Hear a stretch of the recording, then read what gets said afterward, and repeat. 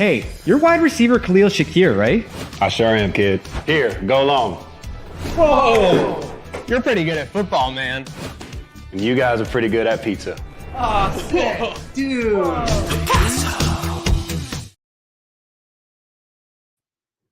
What is up, everybody? Welcome to this Trainwreck Sports podcast where we are here to pay the bills. We've got a lot to get into today, so let's get right to it. Let me bring in my panel, joined by Mike Bunt, Mike Partham, and Carson Hayak.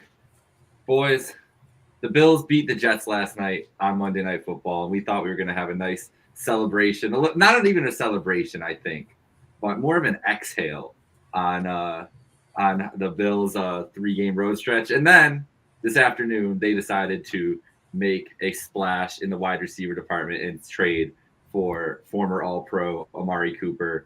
So we're going to start there. We got to start with the AMARI Cooper trade. The biggest news of the day, the Bills add AMARI Cooper to this wide receiver room shortly after the Jets added Davante Adams to their wide receiver room earlier in the day. It was a big splashy trade for the two Monday Night Football teams. The Bills traded a 3rd-round pick and a 7th-round pick for Cooper and a 6th-round pick. They pay him $800,000 this year because the Browns converted that base salary in March, planning to trade him at some point this season. So all in all, not a big financial burden, but a 3rd-round pick could be seen as a high pick. They also have an extra 2nd this year too. We're willing to get rid of a 3rd last year for Douglas. So I feel like this was a no-brainer move when we saw everything kind of play out. But how did you feel today? I loved it. I was so excited when I saw the breaking news. I had seen Perino retweet the one report, and then I was like, "Oh my God, is this real?" I had to make sure it was legitimate first. But I was so excited. Obviously, we've been talking the last couple of weeks about Davante Adams, AMARI Cooper, Adams with his contract. It just wasn't realistic if the Raiders weren't going to eat the money. And of course, the Jets end up helping them out with that. And so that meant AMARI Cooper was basically the main guy out there that seemed to be available. With the Browns restructuring his deal to where the Bills really don't even need to worry about the money. You give up a 3rd-round draft pick, you're essentially swapping a 7th and a 6th.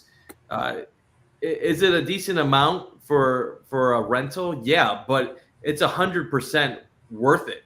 You just went from a team that was expected to be good, probably winning your division still during a transition year, to now you are back in the cream of the crop of the AFC.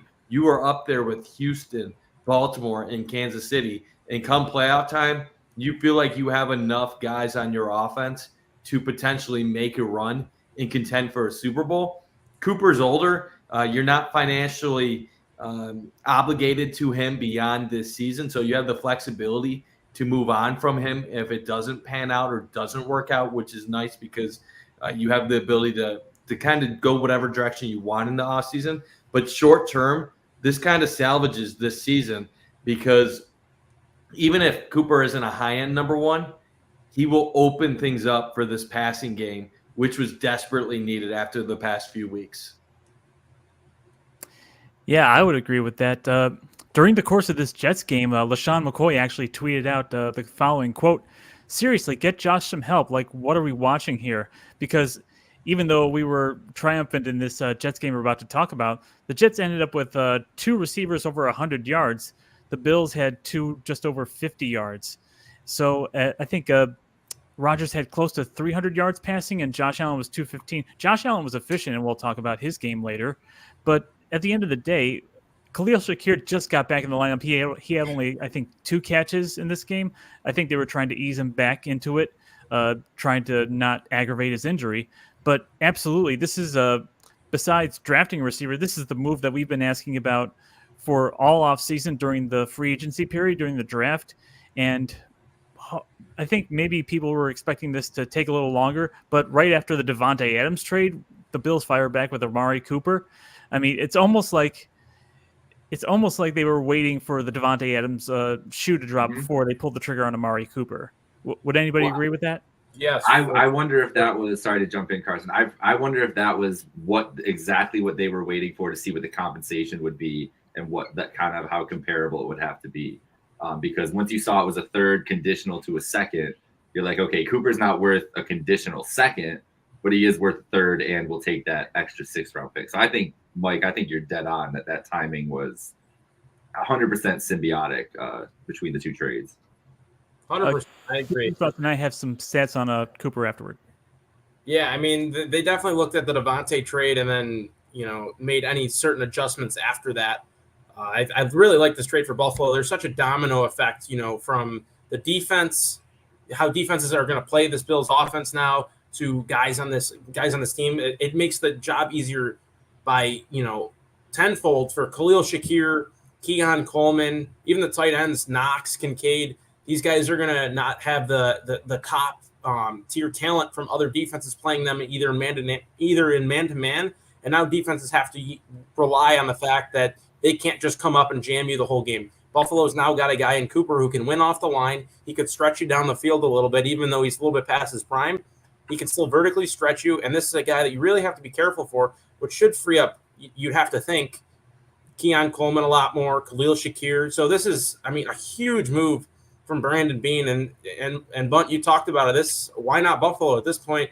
There are certain aspects of Buffalo, obviously, we still lack, but I think this is a great move by Brandon Beane for that cost. You have so much freedom in this move, too, for the future. It really can go any which way, which is the beauty of it. And I love this move. This move's awesome. All right, so I want to break down what we got with Amari Cooper here. So he's actually worked with the Bills wide receiver coach Adam Henry when they were in Dallas from 2020 to 2021. During those 2 years, Amari posted 160 catches for 1,979 yards and 13 touchdowns. Now, one cautionary note is he actually leads the NFL in drops this season with 9. And somehow I didn't see the exact numbers on it, but ESPN Analytics rated Amari as actually the worst among qualified wide receivers, the worst receiver in the NFL. But let's just say I think there are reasons for that, because I think I might have mentioned this stat before when we were talking about trade targets for wide receivers and talking about Amari Cooper. Mike Clay of ESPN noted that 45% of his targets, which is a total of 21, were deemed off target. 45% is the highest rate for a player with 40-plus targets since at least 2011, and 21 is the most in the first 6 games for any receiver since 2016. He has the 5th lowest catchable target rate among receivers at 62.3%. Of note, Allen has a 59% accuracy on throws beyond the line of scrimmage. That's the second best. Deshaun is 44% at 26th best.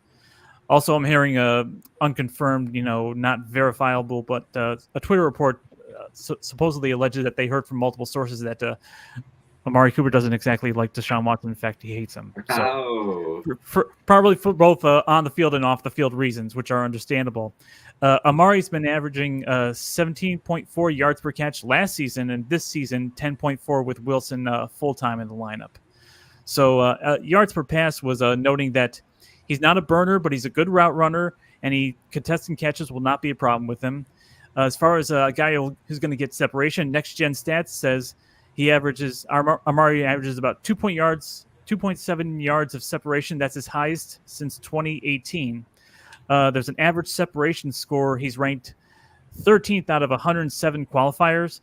He's ranked 12% in win rate at 31.7. He's ranked 9th in yards per route run. And he happens to hold the Browns' records for single game receiving yards. And he's the first Brown with consecutive 1,000-yard seasons. And here's the kicker, and here's how you know it's a fate. This was fated to happen. He was born on June 17th, 1994, the day of the OJ chase. Wow. Come on, Mike. Parthy with the stats. Wow.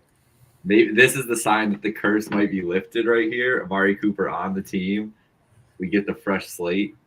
That's crazy. That's some good stuff, Mike. I mean, a guy that, as from everything you just said, a history of production in the league, a lot of reasons why he struggled this year beyond his control, and a guy who's just been reliable like throughout this whole career. Hasn't been hurt a lot either. Really, it's been impressive. Any other thoughts on the move from you, Bunt? Any other thing that you want to touch on and jump on there?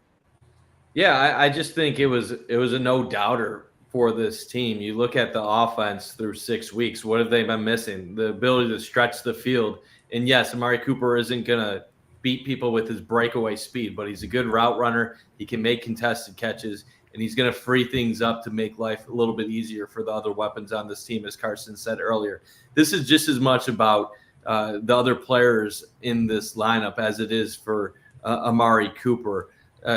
When defenses were starting to compact things in, that makes it tough for guys like Curtis Samuel to get yards after the catch on their gadget plays when they have no room of separation to really make things happen. It makes it more difficult for the Keon Colemans. It makes it tougher for everyone.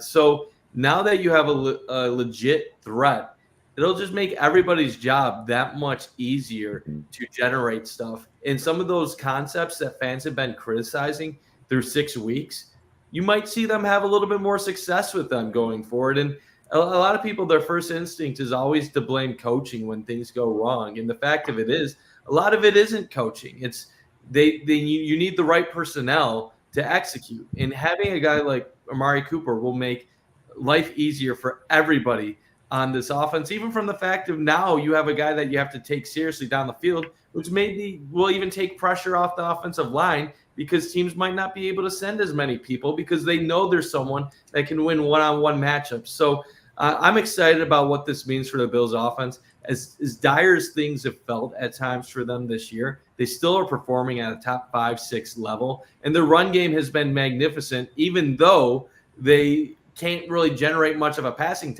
attack. If they can continue to run the ball the way they have with the elusiveness and speed of James Cook, paired with the power and the physicality of Ray Davis, and now you add an Amari Cooper to a Dalton Kincaid and Khalil Shakir, I think now this has the potential to be a top 3 offense in the NFL going forward. And if you can get back to that point, not this week, not next week, but eventually down the line some point this season, I think now that'll even help the defense, help all 3 phases, and you're looking at a team that realistically should be going into the later stages of the season expecting to be one of the better teams in the NFL. Amari posted on his Instagram story a very simple message: move or rust. I get the feeling that he thinks he was rusting out in Cleveland with not exactly the most efficient quarterback in the league. That's for sure. That's for sure. That's the way to put it. 100%. Bunt, you talked about it, though. I think it's such a move. When we talked about the Bills and our record prediction going into it, we had, I believe it was 3-3 through the first 6, and that was a very difficult stretch for the Bills, and that's just the rest of the schedule. So for them to be at 4-2 and where they're at, at least on paper, and then you throw in the fact, if you were to tell me before the season, week 6, you're trading for Amari Cooper, I think Bills Mafia, including myself, would be absolutely ecstatic to see how they stretch that together here in the finishing parts of the year. I'm really, really excited. I hope he plays Sunday. I don't know if he will. I mean, it seems like it's 50-50 at this point. We'll probably know more at least by the end of the week. I think he will. I would guess yes. Yes, but I mean, we'll see. I'm excited. This should be an awesome move. I'm excited to see how Joe Brady can get Amari Cooper the ball a little bit, see how we can free some other guys up. The offensive line's got to be a little bit happy about this too. It's an exciting move, quite a large move too, something we haven't seen in a while, especially in season. So this should be awesome. I'm looking forward to the Amari Cooper era here. Yeah, Steve Noble chiming in. It's super nice that Cooper has experience being traded in the past. He should be able to get up to speed quickly. So that can speak to your thing about your question about him playing this Sunday. I do think even if he's out there just running some easy stuff, running some slants, running some goes, just get him out there, put him out there in a threat. 50% of the snaps, he could do something this week and get a ramp up. And then obviously, hopefully for a huge role when they go to Seattle in a couple weeks. And I did see some discourse today around Cooper. Like, how is this a guy who's, he's this all-pro wide receiver who's been traded 4 times? Let's just give a little history lesson on Amari Cooper's career. Because he's been, and this is why I feel like he is set to thrive truly in Buffalo, better than he ever has in his career potentially. He's with the Oakland Raiders. It started in 2015 for 4 years.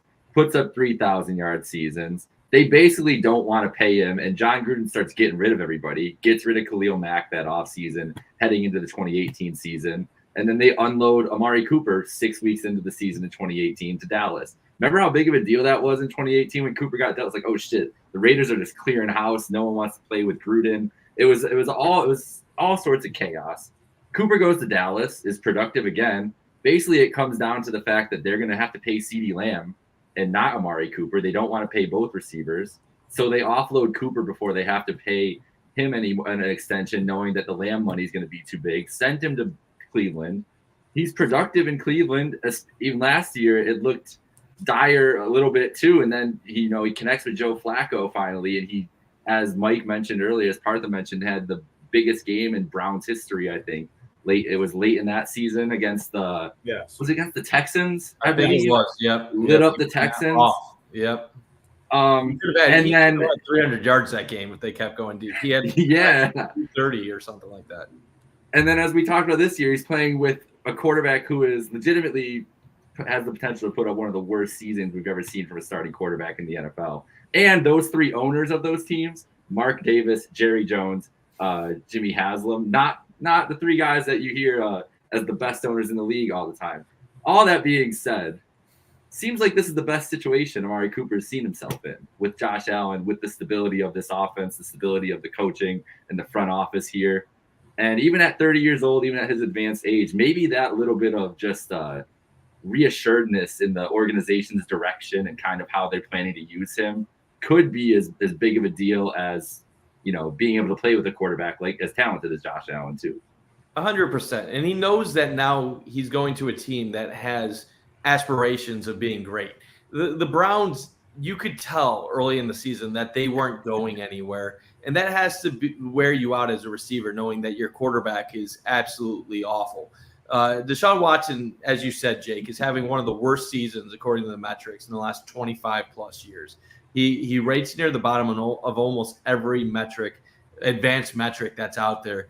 And like you said, something like 45% of targets going Amari Cooper's way were deemed uncatchable or inaccurate. Like, that's crazy. You're a receiver and you're running routes, and half the time you get the ball thrown to you, it's not even close to being a catchable football.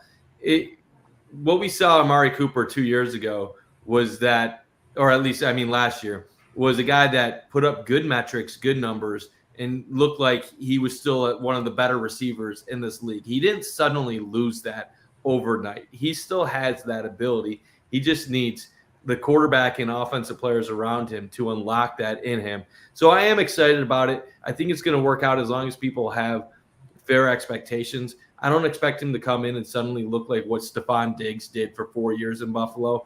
He's not a high-volume, 100-plus catch guy. But in the past, he's been a 70-plus catch receiver. I think you're hoping by mid-November that he's a guy that maybe you can throw the ball and get 4 to 5 catches a game if needed, gets you 60, 70 yards, and maybe he'll have some games where he gets 100 yards. I hope Bills fans don't suddenly put this, he needs to have 100 yards every game. I don't think that's going to be what we see right away from him at least. But you need somebody that can step up when counted on. And the drops this year, obviously a concern, but you're also going to be off your game a little bit when you don't know if the ball is even going to be anywhere close to you on a given play. There's been also moments in Cleveland where he's been wide open and Deshaun hasn't even looked his direction. So that's obviously just been a disaster of a situation for the Browns. And one thing I do want to talk about too, because a lot of people are saying, oh, this is just evidence that the everyone eats mentality was wrong and a flawed philosophy. The idea of everyone eats isn't a flawed philosophy. This is not admitting that can't work in the NFL level. What this is admitting is that the players that the Bills surrounded Josh Allen with were not good enough to strive in that type of philosophy. If you're going to do everyone eats, you need guys that can still play a solid level of football. And when you don't have a number one, and you don't even know if you have a number two, you're not going to do well with everyone eats when Mac Hollins is on the field for 50+% of your snaps. That's not a successful philosophy.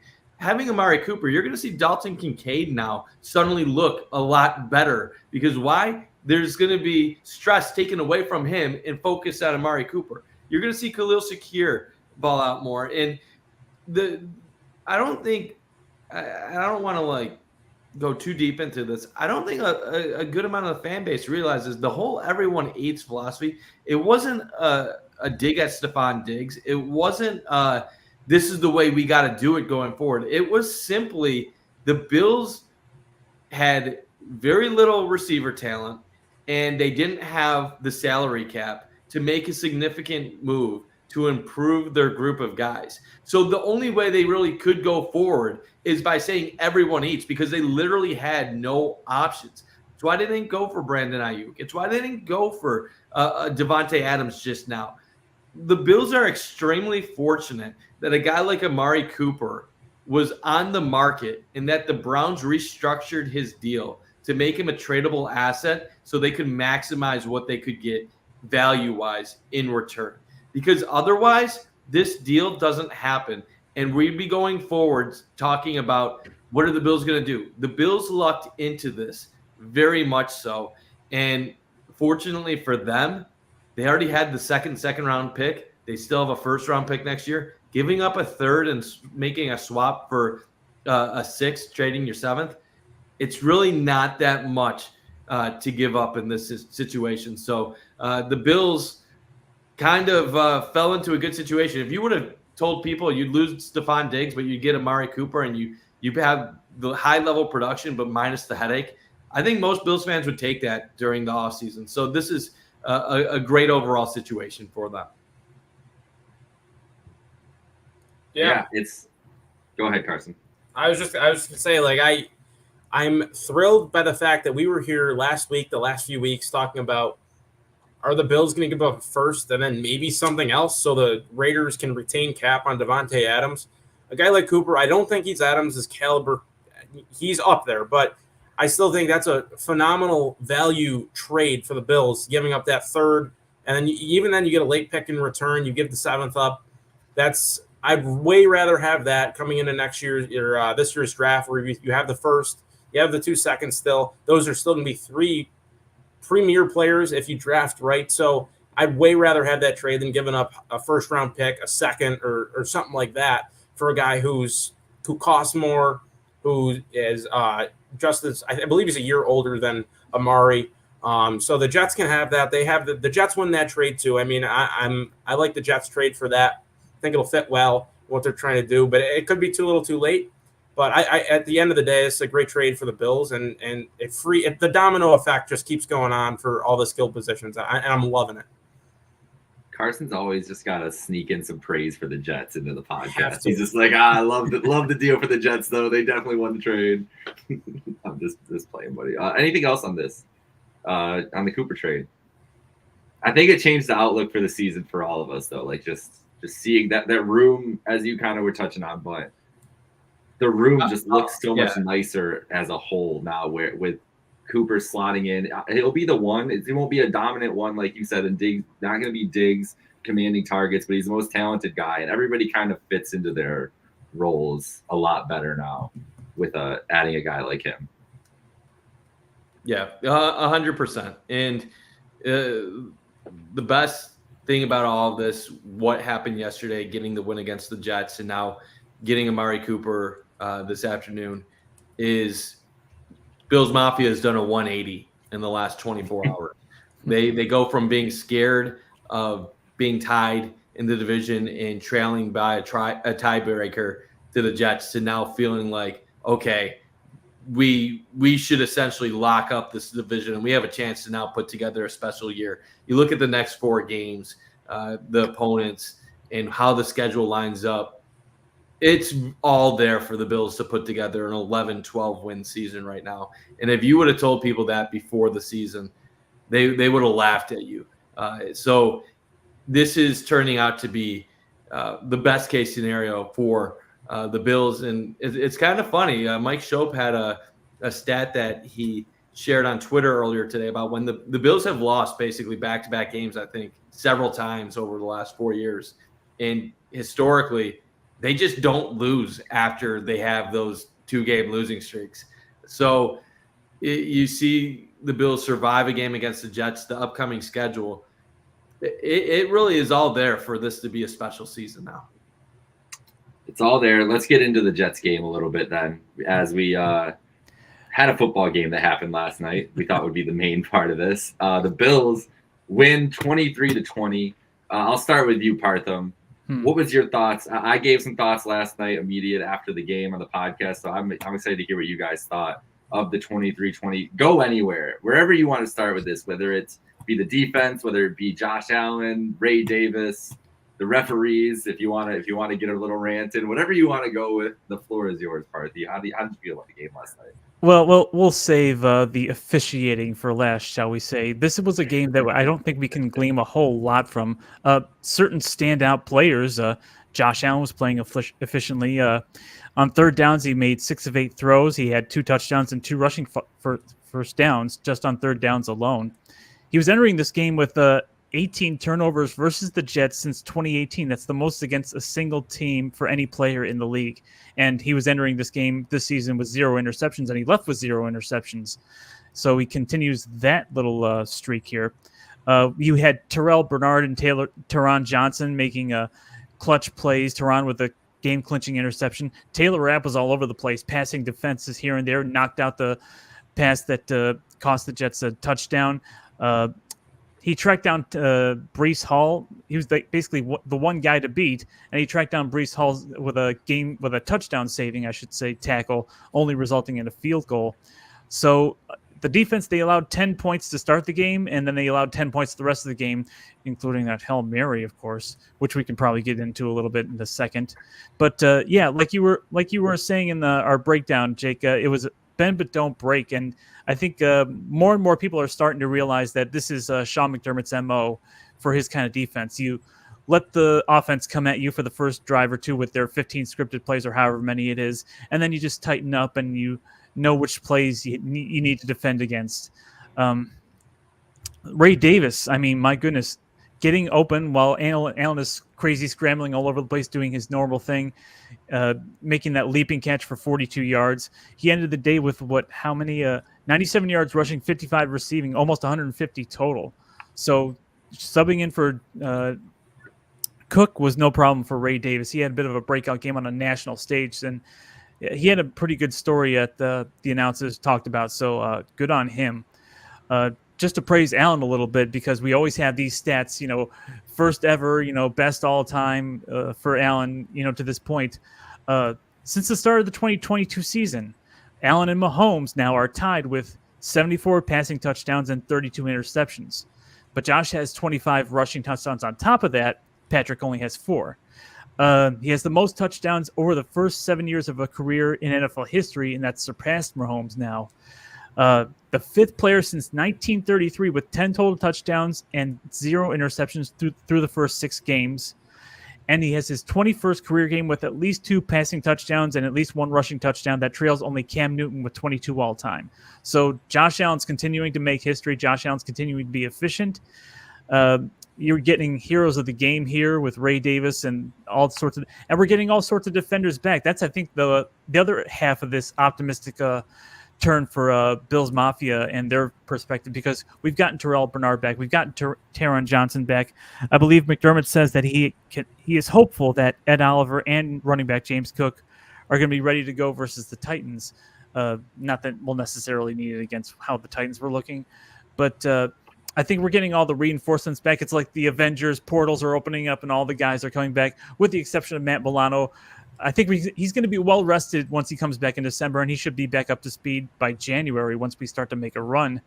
So it's looking very optimistic overall with the play of this team, notwithstanding, the shall we say, over officious jerks. Hey, you over officious jerk!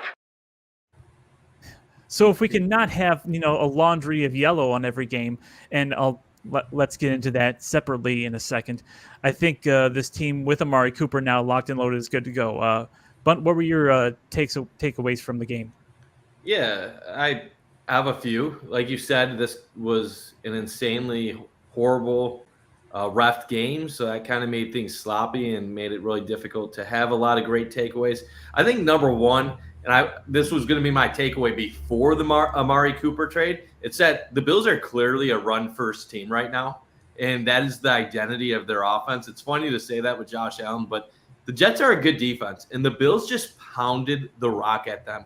And the Jets didn't have an answer for it the entire night. So, number one, even with Amari Cooper, keep pounding the ball. I love this explosiveness with James Cook combined with the physicality of Ray Davis. And then you still have Ty Johnson, who's kind of like that in between, who offers a lot of different variables. I love this running game. Stick with it. Don't abandon it. Please don't abandon it when Amari Cooper gets here. Because if they can run the ball like this late in the season, heading into the playoffs, good luck stopping this offense in bad weather. It's one of those things that it's going to give them a huge advantage come playing playoff football, not regular season football, playoff football. And my number 2 takeaway from the game was that Josh Allen was phenomenal. Like, people are going to look at the stat line. They're going to say 215 yards, only 3 touchdowns, 2 passing, 1 running. But Josh was great in this game. Coming off the Houston debacle, he really needed a bounce-back performance to show everyone, guys, I know we don't have the weapons I typically have, but I can still carry this team, put you guys on my shoulder, and lead you guys to victory. Josh has always struggled against the Jets. He did not struggle last night. He had a great first half, and if it wasn't for, honestly, it being a run-heavy game where the clock was ticking and you had the penalties on both sides and you had poor kicking by the Bills, they could have put 30-plus points up in that game. He had a field goal taken away, an extra point taken away. They had other drives that were getting closer to that point. So I thought Josh had one of his best games of the season, even if the numbers don't show that.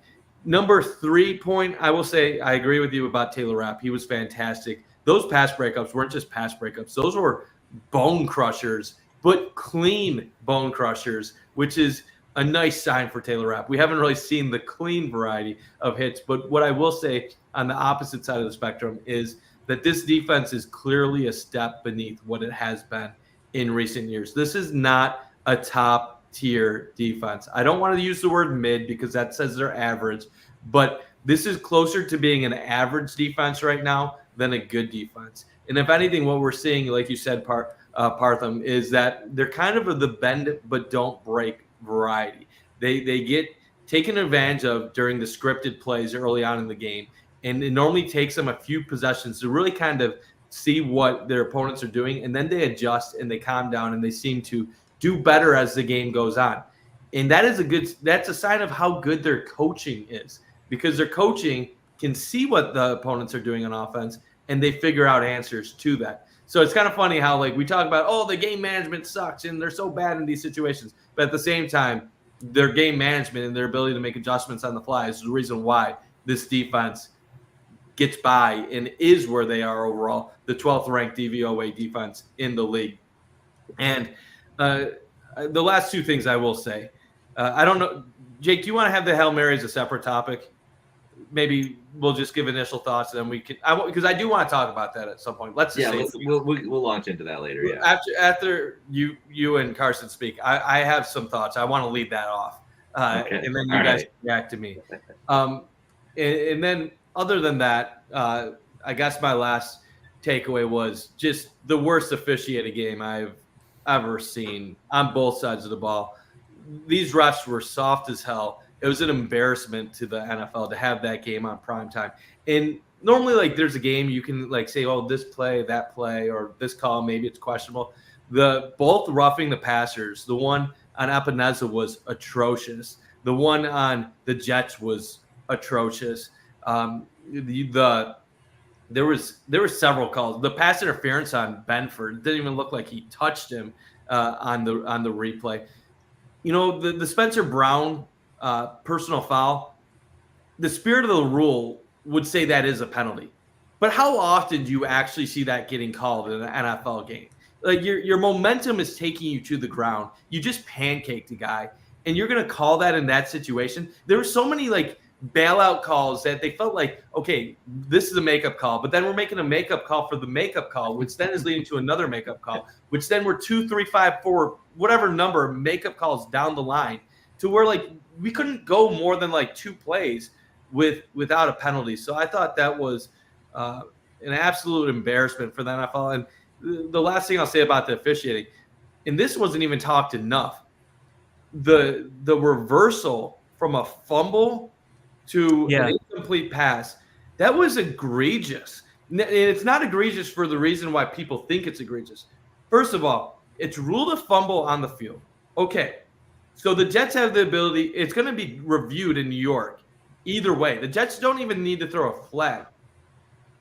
You decide to, instead of giving it a proper review and take the time to decide, like, oh, is this a fumble or is this an incomplete pass? You speed the process up and you immediately rule an incomplete pass. 10 years ago, that's an incomplete pass when the tuck rule existed, but the tuck rule hasn't existed for several years now. And how did you realize in a period of seconds that wasn't a tuck? Literally, Troy Aikman is on the broadcast thinking it's a tuck for a fumble. The Bills person in charge of challenges is a former NFL referee who advises Sean McDermott thought it was a tuck. But yet your NFL office decides in a period of seconds that it's an incomplete pass. And there's only one reason why they do that.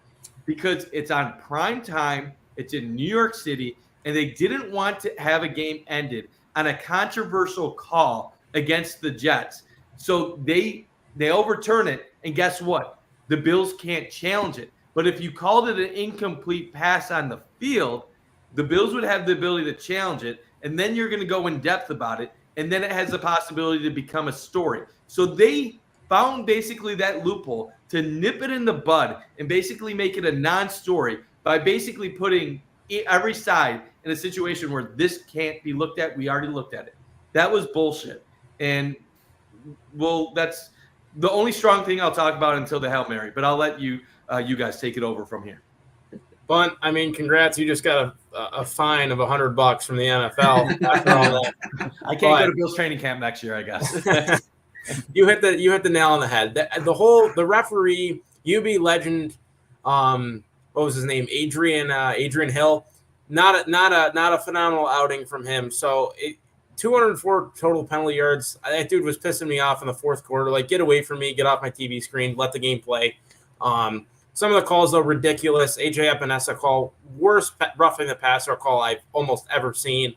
The Benford PI was atrocious. The call that you just said with the fumble at the end of the game, I mean, that's a game-changing play. God forbid Rodgers connects and Mike Williams doesn't trip on the 33-yard line. We might have a different game. So those calls like that, those can't just be brushed under the rug like that. Somebody has to at least pay for the calls that were made the other night, or something has to be done, because there needs to be accountability. And this has been a problem as far as NFL officiating goes, that appears with accountability that fans have talked about for years. I mean, they're in a difficult job. I understand that. They got to make split-second decisions. But last night was an absolute disaster class, and they got to grow from that. As far as the Bills go, Tyler Bass, that was an awful outing. I don't care if the kick was blocked last night. Thank you, Hunter. I appreciate you. The extra point, I don't care if it was blocked. Get the ball up. It's an extra point. I mean, it's 33 yards out. You're a kicker who's known to be able to make a kick from 65, and you're having a hard time getting the ball over the line. And here's another thing. We said he slipped in Miami. Okay, sure. But the fact that kicks are getting blocked left and right here, it seems like a weekly basis on extra points. I get the blocking up front needs to be better, but it's an extra point. You got to get it up. The best do it, no problem. So I don't think he's necessarily on the hot seat yet as far as people are concerned on Bills Twitter, but the Bills need to at least start to look around possibly for replacements down the line. Offensively, I was thrilled with the game Josh had, especially against a team that he struggled with in the past. He was efficient as can be basically last night. So I love that. It was a great sign. Ray Davis, hell of a ball game from the kid. He did very little in the opening month of the season, but he turned up last night. I was concerned about the run game before the game, but the O-line, they knew, you could tell that they hate that Jets defensive line up front. The first drive of the game, I mean, they were driving bodies back 10 yards, holes Mike Bunt could run through. I mean, it was a phenomenal outing from that offensive line. Physical, and somebody please inform me what switch flipped with Guardian Cap Taylor Rapp, because man, that dude was flying around the field, laying hits, phenomenal outing once again from Taylor Rapp. I loved it. It was huge having him back, and maybe he just is that dude that we were looking to stand up for or pick it up here in the secondary. So I was okay with the outing that I saw last night. A lot of positives, a lot of negatives. Bill's got to clean it up, but hey, we got some time to do that. Tennessee is a great week. It's a great week to get some things right. However, we cannot look past this team. Before we went live, I was telling this is the classic trap game for the Bills. You just go out, make that big move. You have 2.5 game lead in the AFC East. Tennessee's been known to shrink that AFC lead, especially last year. So you got to just take care of your business, and I think this is a good week to get back on track as far as the little things. Yeah, I want to mention a couple of other calls that I don't think we've touched on yet. What about that Jets extra point that was supposed to be a miss? They missed at least a couple of kicks on some rather loud doinks in the second half, but that extra point looked like it faded to the left, and they called it good. And what kind of a call is that? What kind of a call is that? And of course, the roughing the passer on AJ. Even Aaron Rodgers post game is saying it was a BS call. I mean, it's like, the meme of, the worst person makes a great point. So it's like, how can you even argue with it? I think Allen did a little bit of a acting flop on his roughing the passer call a little bit. So, him an Oscar. But still, there was like a illegal low block called in Taron Johnson. I didn't know that defenders were known for blocking. And then how about the non-calls? Like, Damar Hamlin gets stiff-armed by Garrett Wilson, gets his face mask taken off gets his helmet taken off by the face mask, and there's no call. So I mean, there's just chicken calls all around, guys. That's the most chicken call I've ever seen. That is the most chicken call I've ever seen. I really hope they didn't have to play all these clips that I like playing, but for a game like this, I mean, it's very appropriate. But let's just hope we have a cleaner game against Tennessee. When I knew it was going to be a bad ref game, and this wasn't even like bad calls, when the Bills got like 3 pass interference penalties on like the Jets on one offensive drive. Yeah. I was just like, oh shit.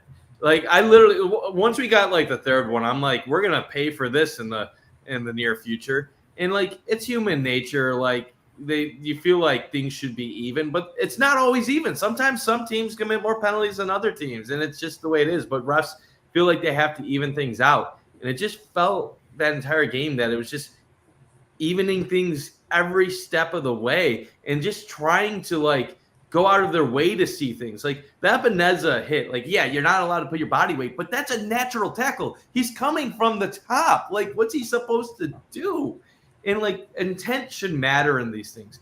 Are you intentionally trying to like do things that skirt the rules, or is it unintentional and it's close?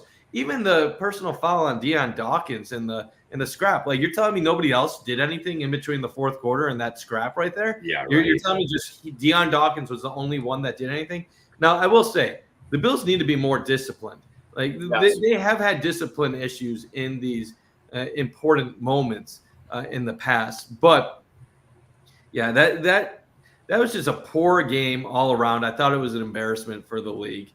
And the funniest thing coming away from this game is that I hear Jets fans and people on ESPN talking about how the Jets gave that game away. If anything, it was the opposite, where the Bills were giving the game away. They were up 20-10, and they allow a Hail Mary. Like, let's get into that. It's the Bills that had stupid breaks going like against them, letting the Jets get back into it. And yes, like, did the Jets miss 2 field goals? Did the Jets have some blunders of their own? Of course. But there are some advanced numbers, like expected EPA stuff, that said the Bills should have won this game by 10 points. So it's funny how people then go on national TV and say, oh my God, the Bills escaped. It's like, yeah, they escaped, but they should have won the game. They were the better team. Let's talk about the Hail Mary for a second. This is a play that Next Gen Stats said was a 15% probability of working. Sean McDermott, has been previously called out in the past for his Kodak moment timeouts, and he does the same thing that he did before the Hail Mary play. He calls a timeout, gives the offense a little chance to, strategize and organize. Then he sends 2 pass rushers and puts Gruden, AJ Epinesa on the sidelines because he's trying to defend against the field goal. But in defending against the field goal, he puts less people down the field to defend against an actual touchdown against a guy who's thrown 3 previous Hail Marys. He's basically the king of Hail Marys. On that play, I see Teron Johnson, for as good of the game as he played, and we're grateful to have him back, he's standing in front of Alan Lazard, basically getting low, trying to block him out rather than going for the ball. So overall, it was just a breakdown of, basic Hail Mary coverage that seemingly is an annual occurrence here. I don't know if you guys think this is a flaw or just bad luck on the Bills' part. Oh, I got Carson. I got to take this first. I'm just Knock getting yourself out. I'm just getting this tweet out, and then we'll have fun with this. I don't think that was coaching malpractice at all. I totally disagree with anyone calling out coaching for players executing like shit. Like, sometimes you just have to call it what it is. The players didn't do their damn job. They practice this all the time. It's a low probability play for a reason because the players have an easy job. You just knock down the damn ball. And I just don't think fans are realizing what the Bills' actual strategy was in that moment in time. There's 8 seconds left, and I'm not meaning to take this out on you, Mike, so don't think this is on you. This is on everybody on Twitter that I'm seeing calling him McDummy and all this other stuff for that situation. There's 8 seconds left. You're going up against a future Hall of Fame quarterback, and they're approaching midfield. What the Jets are trying to do, or what 99% of teams in that situation are trying to do, is pick up 10 to 15 yards, go out of bounds, and kick a field goal.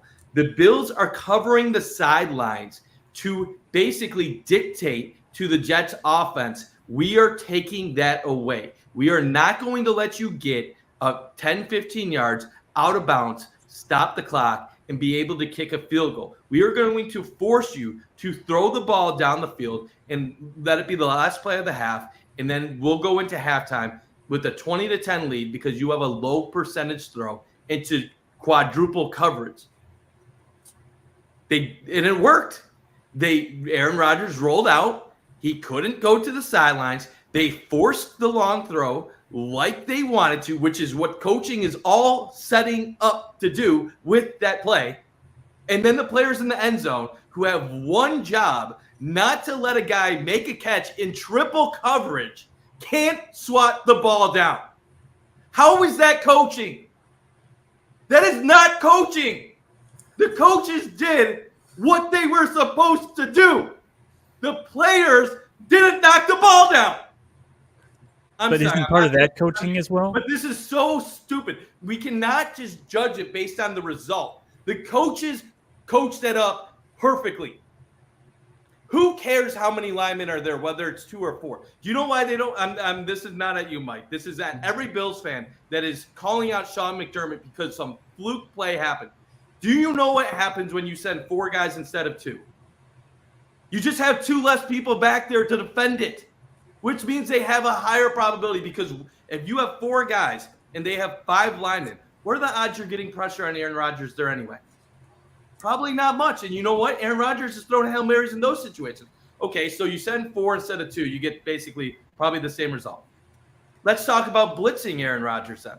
Yeah, you can blitz him. You can send him an extra man. Maybe that would work. But let's remember what the strategy was. We're trying not to give up any points. We're trying to go into halftime up 10, not 7. We're trying to go up into halftime up 10. If you send a blitz, then you're putting someone one-on-one with another receiver against a Hall of Fame quarterback that knows how to exploit matchups, and he will have a one-on-one with an opportunity to get a guy over the top. What is a higher percentage play? Aaron Rodgers throwing a one-on-one to Garrett Wilson or another receiver like Mike Williams down the field and have one of them go for a jump ball, or throwing it into triple coverage. The triple coverage play, as you said, 15%. I bet you a one-on-one to Garrett Wilson is a lot higher than 15%. I bet you a one-on-one to Mike Williams is a lot higher than 15%. They played the analytics. We kill this team when they don't do the metrics. We kill this team when they don't do the analytics. This is the analytically smart thing to do. Almost every coach in the league does this in these situations. And how many Hail Marys do we see in the league converted on a yearly basis? 1, 2, if that. So these rarely are executed. And then it just so happens to be a freak occurrence where a guy makes a catch in triple coverage, and then we blame the coaches, blame the players. The players didn't do their job. You know what you shouldn't be letting happen when you're in the end zone and you have a wide receiver trying to catch a Hail Mary? You shouldn't let him block out 3 players at one time. How is Alan Lazard, and I'll be done in a second, Carson, I'll be done in a second, Jake, Mike, I'll be done in a second. How do you let one player block out 3 defenders? Shame on all of them. In this fan base, let's stop being soft on players. When players suck and they do something stupid, let's stop giving them the benefit of the doubt. It was awful defense. Anybody that's played football knows it's awful defense. Anybody that has ever had anything to do with high school football, college football, middle school football, any level of football knows that is horrible by the players on the field. And yes, there's different ways they could have defended it, but there was consequences for whatever they did in that situation. It just sucks that a low probability play worked out. Yeah, I mean, to an extent, I'm going to agree with you for the most part. I'm going to say 85% to the fact that was atrocious safety play by Cam Lewis. Just everyone who's back there, that ball's got to be knocked down. That's horrible. But I will say the one thing that I will point out is they had no timeouts. So if you let anything down the field happen one-on-one, it's likely going to be, 1, if you blitz, he's not going to have enough time to get the ball out. 2, if they catch it, barring a collapse, which did just happen in all fairness, the clock expires and the Bills go into I personally I think I would have sent 5 or 6. I was not scared of them connecting on a 15-yard pass to an out route and trying from 55 yards or something like that. Especially coming into the game, Greg Zuerlein was having struggles himself. It's a windy night. I think I probably would have sent a little bit of the heat, had guys in the end zone. Bare minimum, I agree. I think this is more of a Jimmy and Joe type of thing rather than X's and O's. That was atrocious safety play. Someone's got to get in front of them, first of all. We can't just get boxed out like you said, Blunt. That's terrible. And then the 3 of them, they all just kind of watch him go up, catch the football, and then when he hits the ground, let's try to rake it out and let's make it look good. So it's something about the Hail Marys with this team. The Cardinals, obviously a few years ago, that got us. And then I believe it was Justin Herbert a few weeks after that or something like that, connected on one, and Rodgers connects. But it's more execution than anything, but it's something the coaching staff will have to look at. It's overall a complete and utter disgrace that was even called. That was a complete momentum changer. After that point, it looked like the Bills were starting to run away with the game.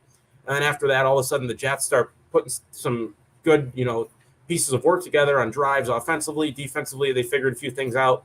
So they have to avoid that situation altogether. And I'm not saying there's not other ways of defending it. You're right, Carson. You can do different things. You can send some guys and try to make the throw quicker to basically if you blitz, you're basically saying we're not going to give up a Hail Mary. We'll try to get some pressure. Maybe there's a threat that they get the yardage and they kick a field goal. Yeah. But that's the whole conversation though. People are saying what the Bills did was just awful coaching. And that's the part that I'm frustrated with. It wasn't awful coaching. It was awful execution. In any given play, there's a variety of different directions you can do things. Just like when a quarterback is dropping back and they go through their progressions. Am I going to my number 1 guy? Am I going to go to my number 2 guy? Do I have to take off and scramble? Or am I Josh Allen? I'm going to just scramble until I find somebody rolling 35 yards downfield and just throw it up there. There's a plethora of different outcomes in any given play. And when Sean McDermott defensively is in that situation, he's probably thinking those 3 scenarios. 1, if I send pressure, yes, Rodgers probably gets the ball out quicker, but we're vulnerable for giving up a first down and them kicking a field goal. If I send only 4, is that going to be enough to actually get pressure and actually make a difference while not will I be sacrificing the sidelines in that situation? If I send 2, if I take away the sidelines, then I force a throw to the end zone, but my guys have to make a play to knock it down. Like McDermott's thinking of all the pros and cons in that situation. He's trying to do the mental math in a period of seconds. And yes, he has a conservative nature, but you got to think about it. If you're the coach and Aaron Rodgers is, you see that clock go 7, 6, 5, and you see Aaron Rodgers launching the ball from his own 45-yard line, you're thinking right there, that's a win. We just won this. Yeah. Like we're going to halftime with a 10-point lead, and then only to see your players fail to execute. And I've even seen people questioning, like, why don't you put an offensive player out there? Well, you know, they practiced this throughout the season. They probably have seen the results when they have an offensive player out there, and they might not have the confidence in Dawson Knox or Keon Coleman being there. Maybe they're worried that they're grabby and that they're going to get a pass interference and set them up on the 2-yard line. Maybe they're worried that their perception skills in these situations, they're not seeing the ball, they're not in the right place, and that somebody's getting wide open. And yes, when the result doesn't work, you can second guess everything. But it's like they practice all these situations. We remember even Bill Belichick putting Rob Gronkowski out in a situation where he gets just obliterated. He gets his ankles broken, and then Miami ran in for a touchdown in the final seconds. Like there's so much you can second guess when things don't go right. And yes, we've seen a Hail Mary happen against the Bills with Kyler Murray back in 2020. Let me bring that up. That's not yesterday. That's 4 years ago. And then the Chargers, the same situation, but that fell short the next game. This is not something that happens to the Bills every year, contrary to what fans have been saying. And I just want it to be fair. That's all I want is I'm totally all right. You want to criticize McDermott? Criticize McDermott. There's a lot that he could improve upon. But a lot of the times when people are criticizing McDermott, they're saying, oh, he's conservative and he never goes for it on fourth down, even though the Ben Baldwin computer cowboy numbers show that he's one of the best decision makers on fourth down in the league. A lot of people then want to say, well, he's a defensive coach. He doesn't like to pass the ball much. But then the numbers show with Josh Allen, the Bills have been historically one of the more pass-happy, aggressive teams in the league. Not this year, but traditionally when they have Josh Allen.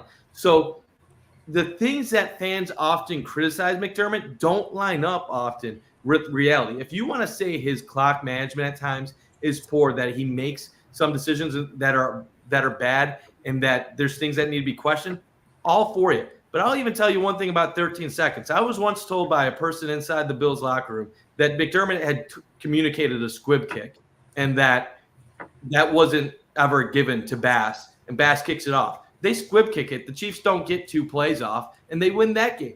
But McDermott's also a mature adult head coach who's always going to take the blame for things, even if it's some coordinator's fault or even if the players don't execute it properly, because that's what grown men, adult head coaches in the NFL do. They take responsibility even when they shouldn't be the ones always at blame because they're at the top, and that's what mature adults do in those situations. That's what leaders do.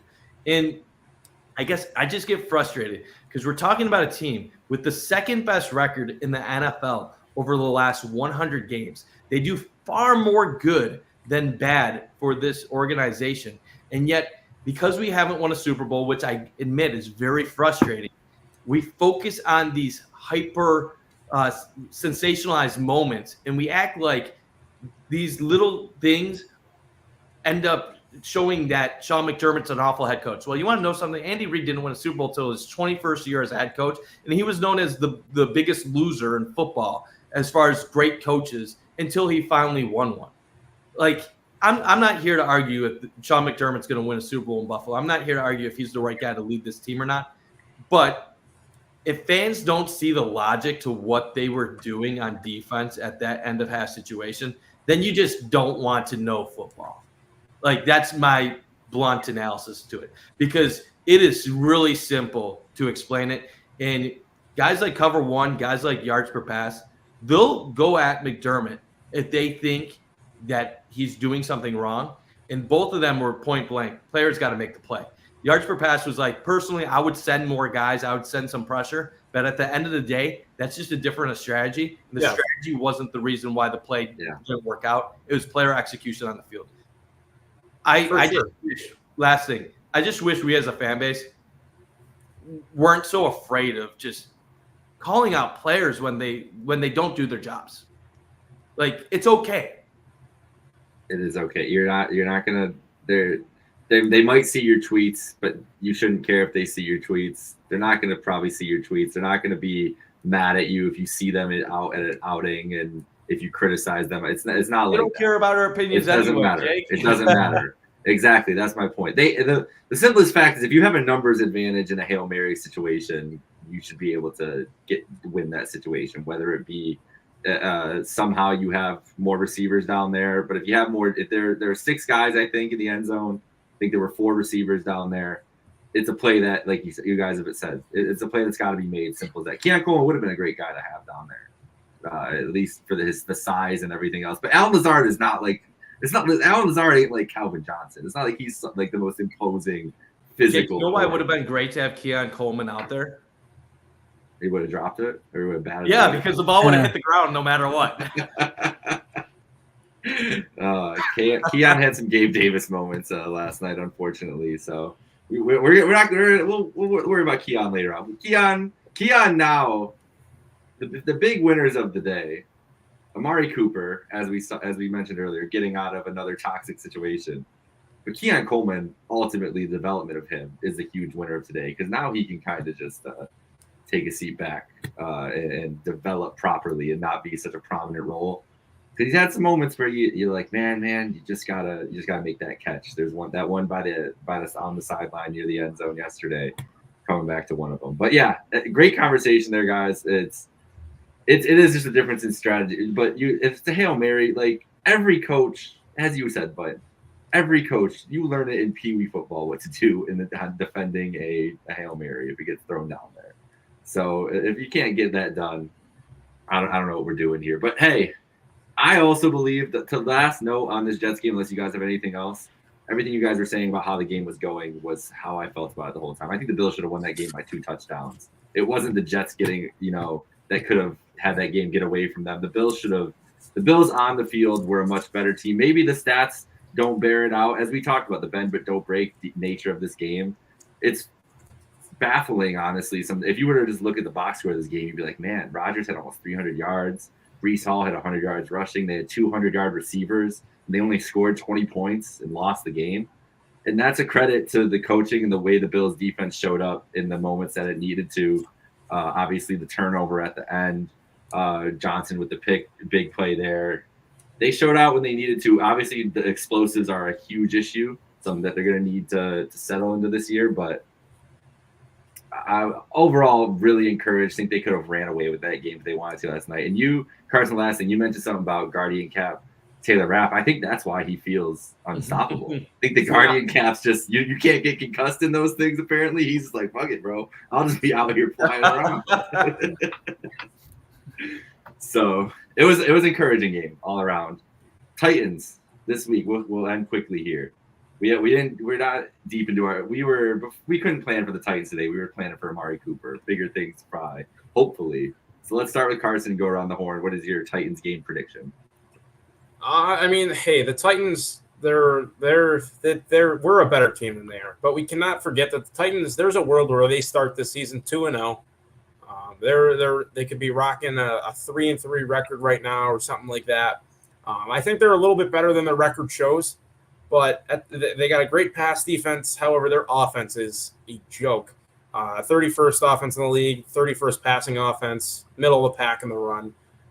You got to slow down the run game with Tony Pollard and I believe Tyjae Spears. I forgot exactly what the injury update was on him, but that's a rushing offense that if you let them, they can make a few plays happen. But Will Levis, he's guaranteed almost to give you one or give you some opportunities at taking away the football. He's on a generational run right now, according to Twitter. So he's a funny player to watch play the game of football. But the Bills, they have to focus on themselves. They can't be stupid. This is an NFL team you're playing this week. You can't take them lightly. You have Seattle the week after. So you have to not that I think they'll take them lightly. This is the NFL. I think they do realize that. But there is a mindset. You have to come out. There's a few players playing for their career on that Tennessee Titans team. So the the offense has to be more disciplined for the Bills. Way too many penalties. I get the refs were flag happy, but even then, you gotta get back to playing disciplined football. Pre-snap penalties, I'm sick of them. I brought it up after week 1. We have to limit those. The run game has been phenomenal. James Cook, it'll be interesting to see if he plays. You almost have to think the Bills give him another week off, especially with how Ray Davis played. Ty Johnson's been great as well. So the run game, just keep, as Mike Bunt talked about it earlier, don't abandon the run game just because you got this one guy. And I don't think they will. But if you can pound the rock here up front, avoid that strength and that secondary for Tennessee, I think the Bills are going to be in good shape. Even then, though, that Tennessee defense, they do not scare me. With that said, give me Buffalo 34, Tennessee 20. Well, you touched on how egregious the Tennessee offense is, 31st total, and basically that's due to 31st ranked passing. Will Levis is basically a walking meme. Every week he manages to derp his way into some new gif or some new way of celebrating or messing up a play that just is going to be, top 5 football follies if they still do that every year. One thing about the Titans, though, as far as passing goes, their passing defense is no slouch. They're actually ranked number 1 overall passing defense on only 137 yards allowed per game. So even with Amari Cooper, we still have to integrate him into the offense. Although going from Ken Dorsey to Joe Brady is something that everybody else on this team has some experience with, so maybe that makes the transition a little bit easier. But the Titans don't scare me. The only team they've really been able to beat recently are the Dolphins, who might be the only other team that's even more hapless than they are at the moment. But I would, with the Bills' ground game the way it is, I think they expect to lean on that a little bit more when they need to, and just have Josh Allen, bail them out on 3rd and longs with either a short pass or a good run when they have to. I'm expecting the Bills to basically dominate this game. Maybe not like a complete blowout, but they could run away with it if the Titans let them. I think 27-13 is a good prediction for this game. Bills win. Yeah, I'll be honest. I really haven't done any game prep for Tennessee right now. I've been all caught up in the Jets game last night and Amari Cooper. Well, it is a short turnaround, guys, so there's not a lot of time to. I have watched the Titans a few times this year. I saw them against the Jets, and they looked all right against the Jets in that contest. But yeah, this Tennessee team is not good. Will Levis is awful. I don't really have a lot of faith whoever is running their offense. So I would say the Bills should win this one convincingly. The 8.5 line is interesting. I feel like that's always a middle ground of are they going to win by 7? Or are they going to win by 10 plus? I'll say right now, I'll pick the Bills 24-14. Over under is around 41.5. I feel like that's kind of setting me up to maybe go for an under, because Bills get Amari Cooper. People are going to feel confident that they're going to come out flying, but they're going to still probably run the ball at a high rate. So I'll go Bills by 10. I hope this isn't a very close game going to the late stages, because talent-wise, Tennessee really just doesn't have the caliber guys that should give this Bills team a game. But as both of you have said, anything can happen in the NFL, and you can't take any opponent for granted, regardless of how much they've been struggling. But I'll go with the Bills win to get to 5-2. When we're saying stuff on here like you can't take anybody for granted, or it's the NFL, everybody can play, that this team sucks. That's really what it comes down to. Words is what you're saying. That's all it comes down to. I've watched Will Levis since his young days at Penn State, as I watched a lot of Penn State football. He couldn't beat out Sean Clifford, who I think is one of the worst well-known college football quarterbacks I've ever seen. Went to Kentucky, had a decent career, did decent in Kentucky, still had the plays that we're seeing this year. Somehow convinced the NFL that he was a top-tier pick because he's huge and jacked and likes mayonnaise and whatever else. He's still one of the worst quarterbacks I've watched game to game, and this year is showing it. I don't think he can do anything against the Sean McDermott defense. I think the Bills offense, I was funny, Bart, you said right at your start of the Jets preview that your takeaway before the Cooper trade was going to be that the Bills should be a run team. It's the same thing. I said it last night to my friends. I was like, well, this team should just run the ball 40 times a game when Cook comes back, because that's the kind of team they look. That's what they should do Sunday. Run it down this team's throat, control the ball. I think that under feels like a good number because it's going to be like a 31-6 Bills win. Something gross like that, where maybe and like 3 picks at least if it's Will Levis.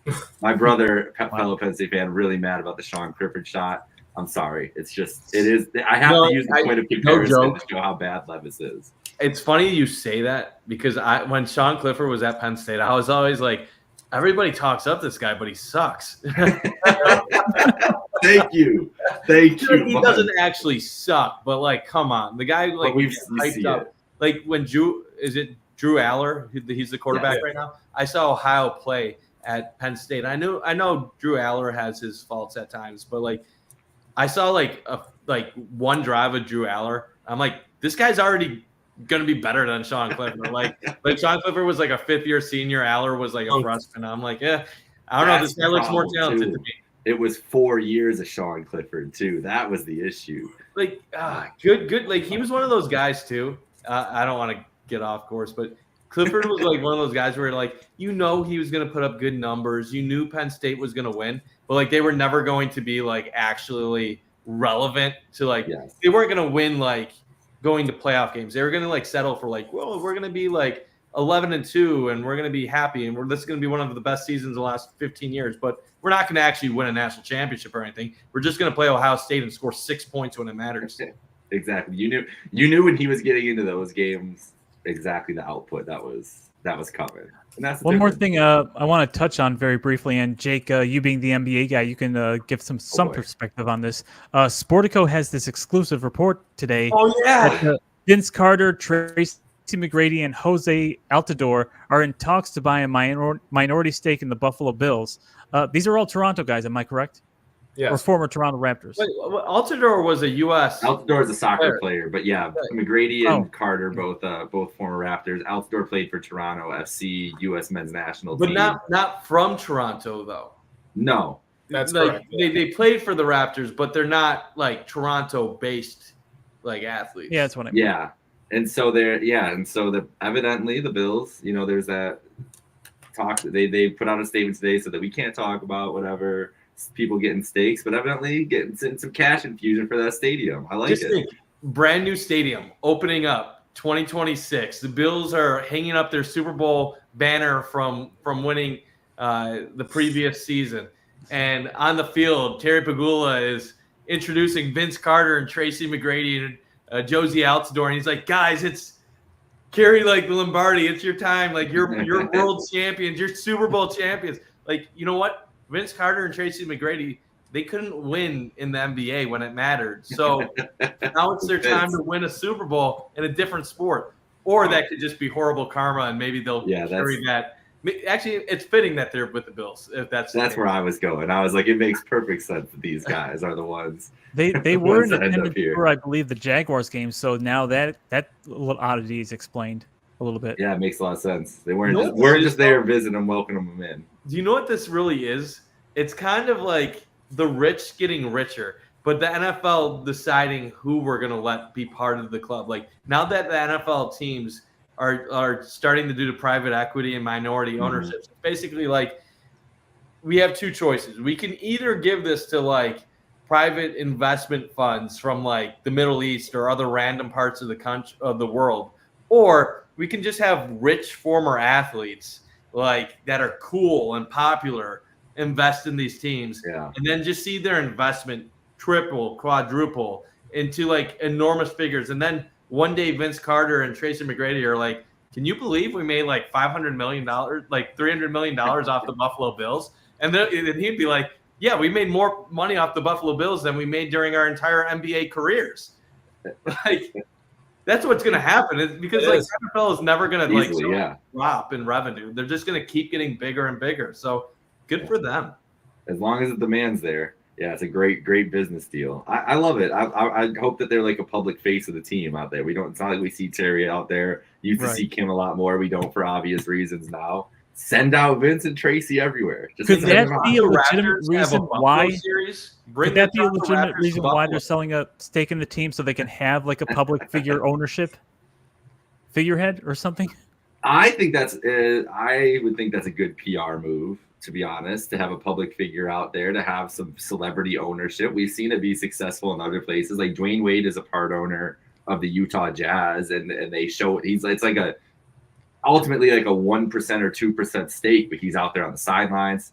I know that he's an owner of the Jazz for 2%. Like fans know that thing. Like Jay-Z used to have a stake in the Nets. That was like a big thing as like the public face and everything else. So yeah, I think it would be something that makes the Bills look like a cooler franchise, right? Like the Bills are trying to raise that brand recognition as much. Sure. Like take advantage of this. You're gonna have the new stadium. You're gonna have Josh Allen associated with this team forever. You're gonna have NBA players as owners. It's a little cooler. You got a star tennis player in the family. Like they've got the cool factors way higher than the last 10 years. You know what? I look forward to seeing some dunk contests at halftime. That would be nice. Yeah. And have Or Vince Mike, Carter you said. cook 'em. You said a Buffalo series. You said a Buffalo series for the Raptors. Get them at KeyBank. And then we can turn the rumors on Toronto. Raptors to Buffalo. Can we Bring back the Braves? Fun show, guys. Yeah, great stuff. We paid the Bills for sure here. So we'll be back next week to talk Bills Titans and potentially the debut of Amari Cooper. There's a big NFL Sunday this week, too. There's some big games on the docket. So the landscape of the league will be changed, probably more in the NFC, I guess, than the AFC, but still some interesting matchups. So we'll be back to talk and break it all down. For Carson, Mike, and Mike, this is Jake Micah. Thank you, Picasso's Pizza, our presenting sponsor. Have a great night, folks. Go Bills.